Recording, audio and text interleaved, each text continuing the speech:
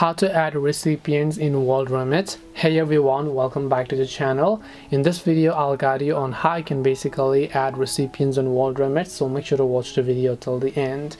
In order to add recipients to your WorldRemit account, it's actually quite simple. Just go to worldremit.com and then make sure that you're logged into your account. Once you go to worldremit.com and log into your account, all you have to do is just make sure to basically click the My Account option from the top right, and here you'll find this option known as My Recipients, where you simply want to select on it.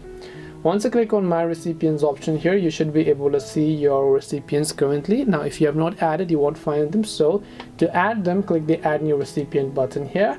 And as you do that, you should be able to simply select the country of your recipient here. Once you select the country of your recipient, in this case, you should also be able to enter other details. So let me also go ahead and do that, and make sure to enter their first name, last name, the addresses line, the phone number, selecting a reason, a sending reason, or maybe the mobile number. You should also actually enter their bank account details over here, and once you basically enter their bank account details, you have to simply enter the account number, the branch name, click on create recipient, and then the recipient will get successfully created.